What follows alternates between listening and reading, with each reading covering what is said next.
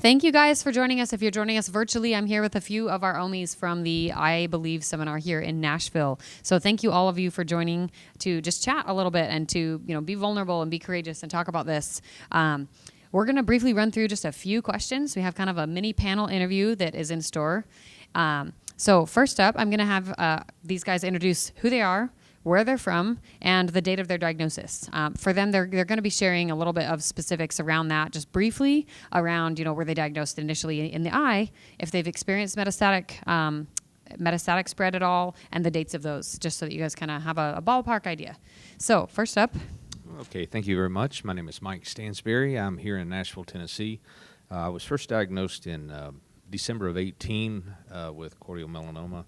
I am metastatic stage 4. That took place June of 21, and then I've been under clinical trials since then. Okay, and say your name one more time. Sure, Mike Stansbury. Mike. Okay, so Mike. Thank you for the mic, Mike. Sorry. That was a good one. Yeah, thanks. My name is Julie LeBlanc.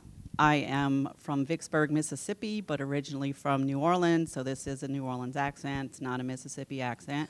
My original primary diagnosis was in September of 2018, and I had radioactive plaque. I had a recurrence in August of 2021 and had enucleation in September of 2021.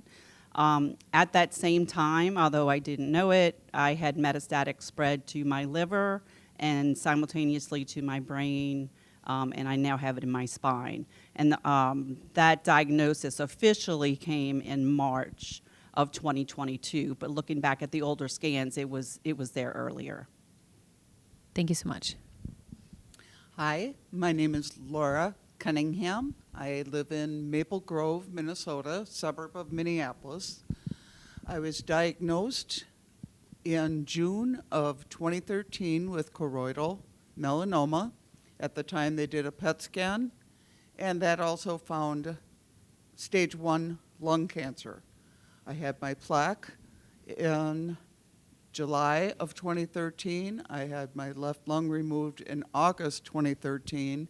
I metastasized to my liver December 2013.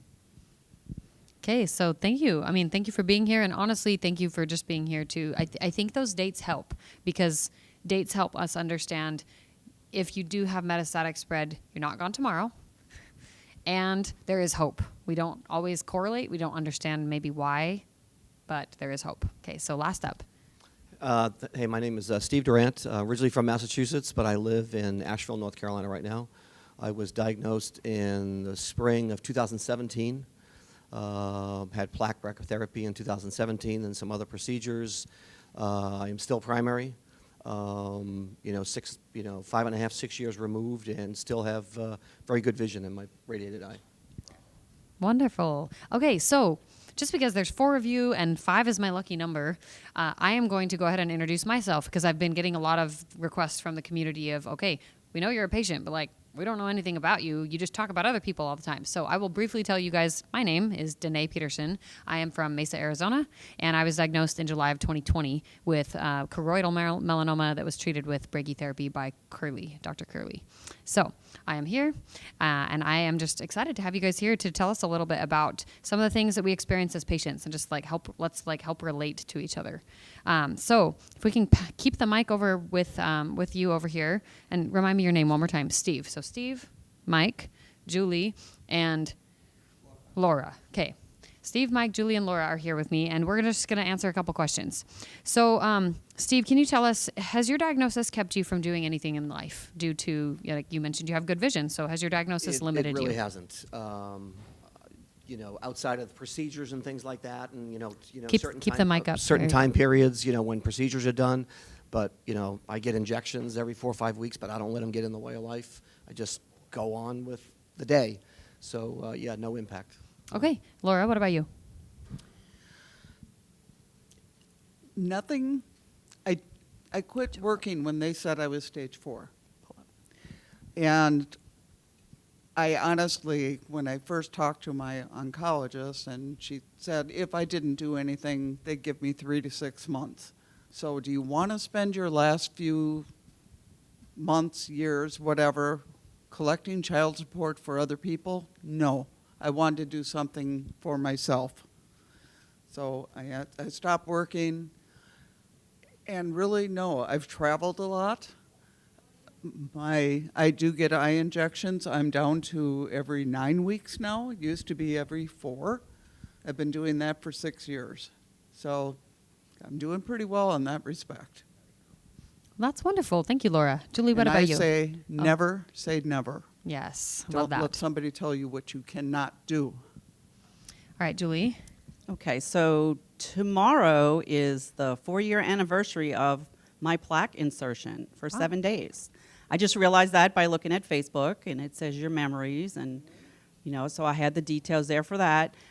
Initially, what I couldn't do was take pictures with the camera. I used a digital SLR camera, so not a point and shoot kind of thing where you're looking at a screen, and my dominant eye is my left eye. So all the problems I had over the last 4 years, and then enucleation, obviously you can't put your camera up to that eye and take pictures. So photography is something that I've had to learn how to use the other eye.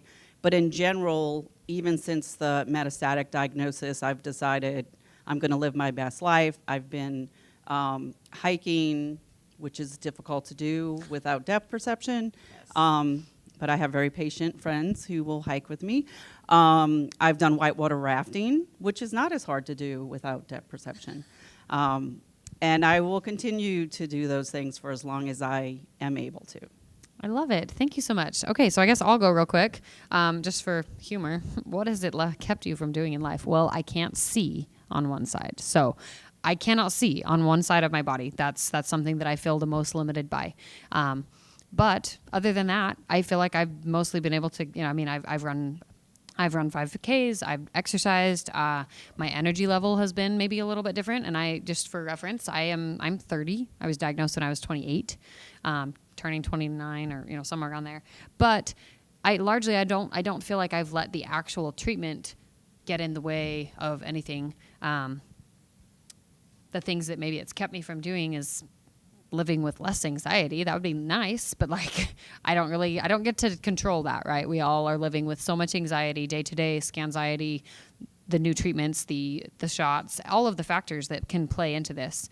And I think that everyone has to find their ways of managing that for sure. So what about you, Mike? Like you, I am totally blind in my left eye. So the challenge that I have noticed most is trying to get onto the interstate while driving. It is extremely difficult in that regard. Every time I get onto an interstate, it's a very anxious experience. Loss of depth perception is stumbling, not seeing too well. However, I refereed college football for 20 years. The irony is that I've been told I couldn't see for a long, long time, and now I really can't see, so there's some things I can't do. Picked up golf, competed in the turned 50, competed in the U.S. Senior Open as a qualifier, missed the cut, competed at the Tennessee Senior PGA Open, finished middle of the pack, so I beat about half the field with one eye, and they did a real nice job to indicate that in the storyline. So learning to play golf with one eye and overcoming depth perception is a teachable thing. I want to express that's been, to everybody's point, it's been extremely exciting to be able to say, we're not going to slow down, and you can't. It's mind over matter. So it's been a blessing to walk, take exercise, and engage in those areas. So I feel like this is an important point to make, and this is kind of covering into our next question. We all have limitations, right? We've all seen things that this has limited us in doing physically, maybe driving, parking, walking down the stairs. All of these things change because our vision has changed to some degree. And if our vision hasn't changed, there's other things that we're now coping with, like multiple doctor's appointments, the shots, the frequency of those shots, the scanxiety. There's all of these factors, right? So you guys already started to just naturally touch on this, which I think just tells tells it's telling to how resilient I think we are as a community. So I just want to point you guys out as models of that. But there are good things that come despite this diagnosis. Maybe not because of it, in the same way that it's like we would never wish for this to be a club we're all a part of, right? Nobody would volunteer and be like, yes, I volunteer for eye cancer starting tomorrow. Like, nobody would volunteer for this. And so despite that, though, you guys have found ways to lean in to the presence and to lean into the joy, to lean into, like you said, to lean into just like muscling through and just finding out like, okay, what am I capable of and how far are my limits? And to just really testing those. So can we just each share one good thing that you feel like has come, despite all obstacles that you've faced so far? Mike, go ahead and go first. Yeah, probably one good thing is my family life is very good. It has always been very good. My network of friends that have come to touch and put their hand on me has been just unbelievable. If you look and I put on sunglasses and we're outside, you just would never know. I have a stage 4 condition that is very, very serious, and they all think, well, okay, he's fine. But the friends that do interact and do know me, they know how hard this fight is, and their grace and kindness and compassion is overwhelming, and I would say that's clearly the thing I would notice. Yeah, so I guess another way to phrase this would be, what's a gift that you feel like you've been given despite this diagnosis? What's a gift? And the gift could be people. The gift could be, it could be just the experience. There really is no right or wrong answer here. So I guess I'll go. But one of the gifts that I feel like is honestly being able to meet all of you, and being able to just have something to do in my profession now as a podcast host, and to really lean into helping empower other people to speak up and to talk about their diagnosis, and also to just, I hope, empower you guys as patients with knowledge, and to just show and to model that, yes, it's very intimidating to have this diagnosis. It's very intimidating that there is so little research. There are lots of things that can be very intimidating about that. But that doesn't mean that you're not capable of taking the ram by the horns, so to speak, and riding this out.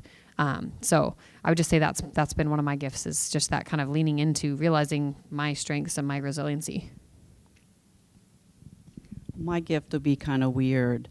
So I am kind of a strange and unusual person. So it's allowed me to continue that humor and actually make it, I can wear an eye that looks like I have no eyeball. On purpose, and I can be a pirate.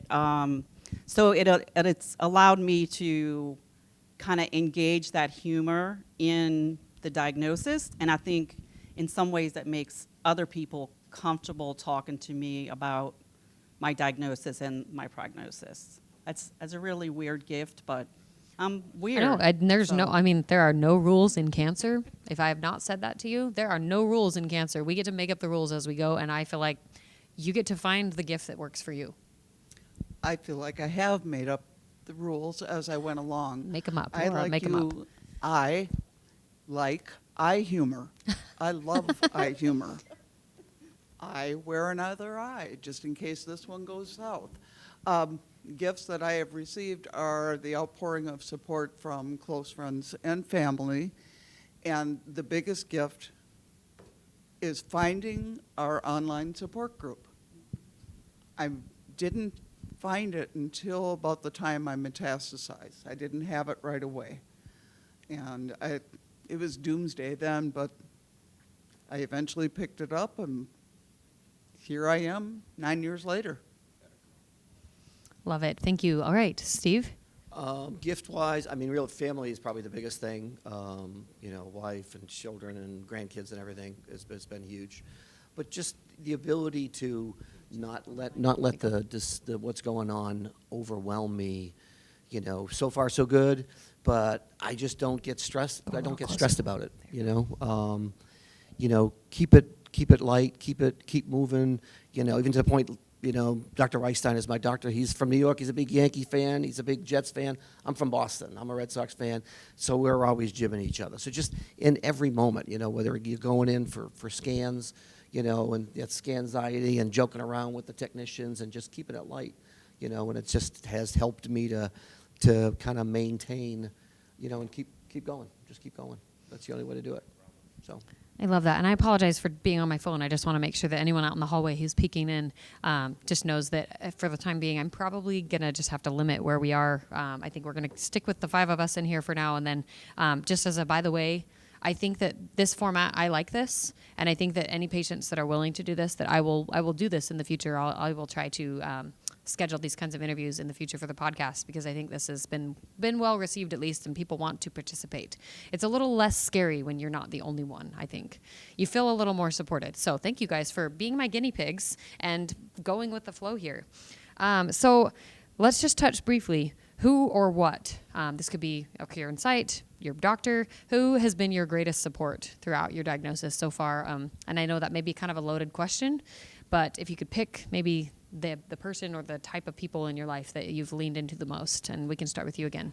Just choke up on the mic a lot. Yep, sure. Lean into his family, but then my doctor also, Dr. Einstein, has just been amazing from the first moment I met him. Supportive, sharing, discussing, so I think the two of those would be the biggest. Wonderful. All right. And Laura? I would say probably my sister, who's been to the majority of my appointments with me, has taken time off work to do that, who has driven me down to Mayo Clinic when I'm too nervous to drive. And also my sons that lived with me. They saw the other side when life wasn't all cheery too. Because Yeah. I have, for the most part, been a happy camper around other people. Facebook, they don't get to see the other side either. That I don't post, unless it's to my private little group here. No, I think that's a good point. Thank you. So my support has been definitely family, my parents, my husband, my children. I have a grandson too. Close friends, either personal friends, my work, my office, my friends in my office have been very supportive. My supervisor has been very supportive with the time I've needed off. So that's something that's important, so that I continue to get paid when I am not able to work. And also the Facebook and the social, because there's not someone else locally that I know that has this. So you become friends with people that you've never met, and then when you finally get to hug them, like Delinda, you already know them. So that's it's important. like there's, I was talking with someone about this yesterday, but it's like there's unsaid things that happen across the virtual space, that when you see someone in person, like at an event like this, or at the 5Ks, if you happen to travel for 5Ks, there's just these unsaid things that are suddenly better understood and felt in that hug or that hand squeeze. Like those kinds of things they're such unique, special experiences when you get to meet someone that you've connected with. And I have been involved in the Facebook community since before I had my initial diagnosis, so it's something that's been there for me for the last 4 years. So I think it made the switch over to I now have metastatic disease a little bit easier for me personally, just because there were people I could already reach out to. Yeah, like So. you knew who are the people I can talk to. Yep. That's wonderful. Thank you, Julie. So I think for me, yeah, my family, my husband, my sisters, my mom, my siblings, and I thought it was interesting. There was something that was said, I think in the registry talk yesterday, about how some of the women who have reported in the registry who have better mental health are the ones who have siblings and sisters that they are close to.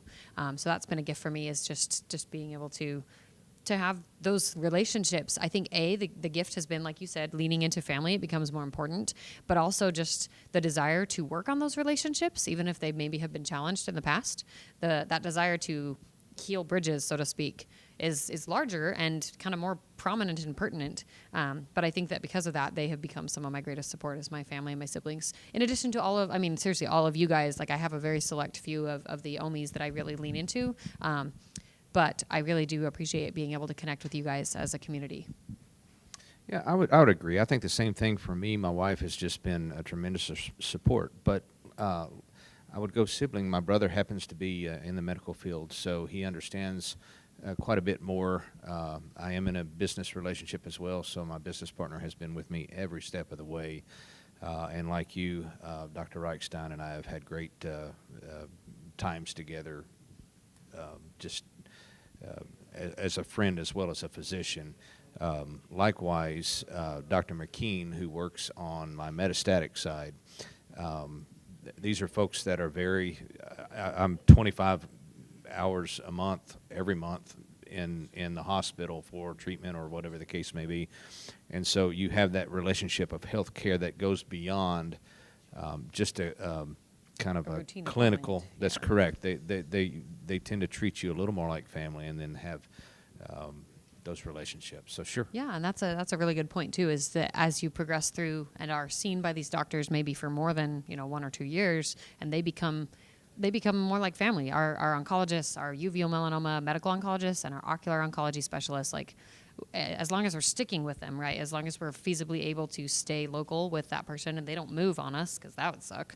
But those times when you can develop that relationship, I think, can be very helpful in that support aspect.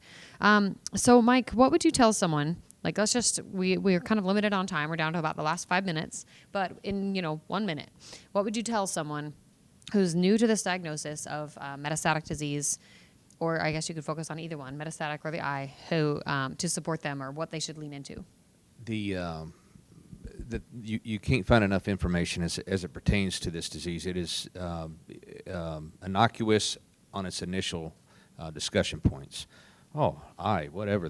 But it is just an iceberg coming at you, and I would want them to be attuned to the fact that there are support mechanisms, and you need to find mental health support as much as your social circles, as much as your medical circles, because you're going to need all of those in the harmony of battling this thing. And the one thing I would say is to maintain a positive and good aura about yourself, and do those things that bring you joy. Do not do those things that cause you anxiety, and you're going to have to battle that. I'd give that to life as well. Yeah, no, for sure. That's Thank my you, message. Mike. And I think that's such a good point too.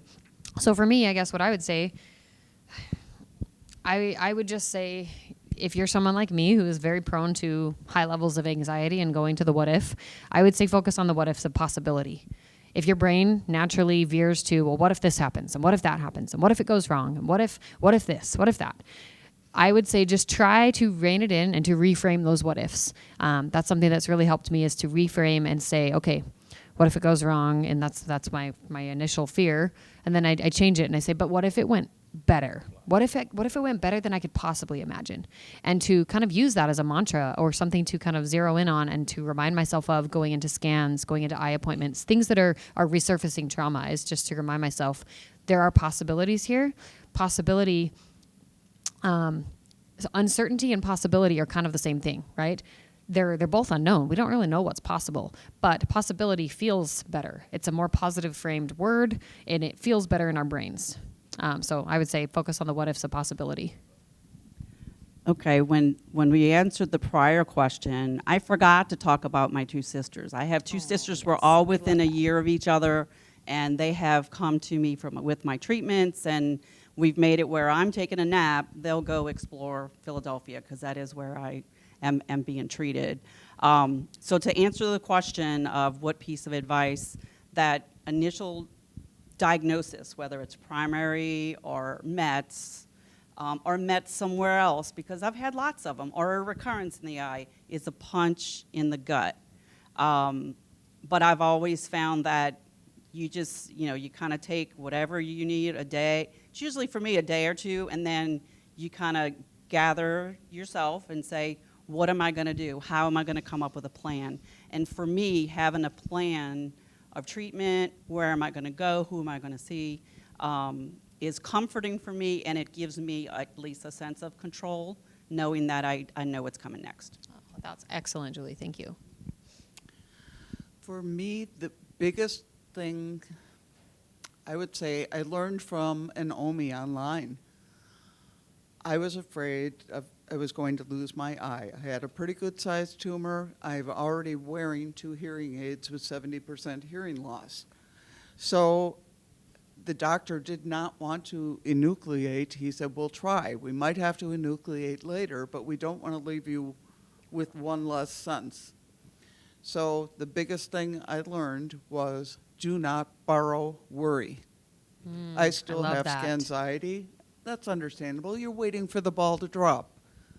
However, the rest of the time, I'm not worrying about it all the time. Yeah, it's like the idea of don't worry twice. That's the Yep, what ifs. The what basically. ifs are always there, but if you sit here and stew on them and worry constantly before anything's even happened, nothing's even happened yet. I do this all the time, but that was my mom's advice: is don't suffer through worry twice. With my eye, and I was worried about losing it, one of the Omis took her prosthetic out on a video, and There you go. and put it in the comments. So if you wanted to watch it, you could. It didn't scare me. It doesn't scare me now. That but was it one of my helps- fears. It just to helps either kind face of it or to face it. Yep. I love that. I guess my biggest thing for anybody new to this would be just Pull it again, up. There you go. pull Pull it up. Thank It's you. okay. Microphone etiquette is It's just to challenging. not be overwhelmed. It's all about attitude. It's it's not all gloom and doom. I can go, real quick. It wasn't just ocular melanoma for me. I had thyroid cancer in 2000. yeah. Prostate cancer in 2002. Thyroid cancer came back with a vengeance in 2010. Then the ocular melanoma in 2017. So it was just like bam, bam, bam. I'm still standing. I'm still living. I'm still working. Well, and like it's exactly. proof. And so It's like right. personal proof of Right. all of these things you've been through. If I can, and this Right. is, I guess, something else that's helped me is what you're saying is this idea of, okay, I've been through this. Right. I've been through A and B and C, and I can do this next thing. Right. And that's kind of like, I don't know. That's all we can do is just focus on. It's to be cliche. The Frozen movie. Do the next right thing.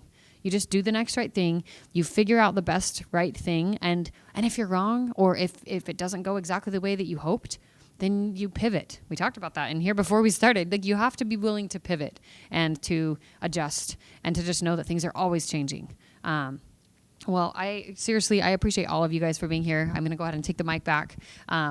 I loved this. This was short and sweet, and I felt like it was very helpful, and I hope that the patients listening online and anybody else who listens to this later finds this extremely informative. So let's just say goodbye, and we'll see you guys back in the other room. Goodbye.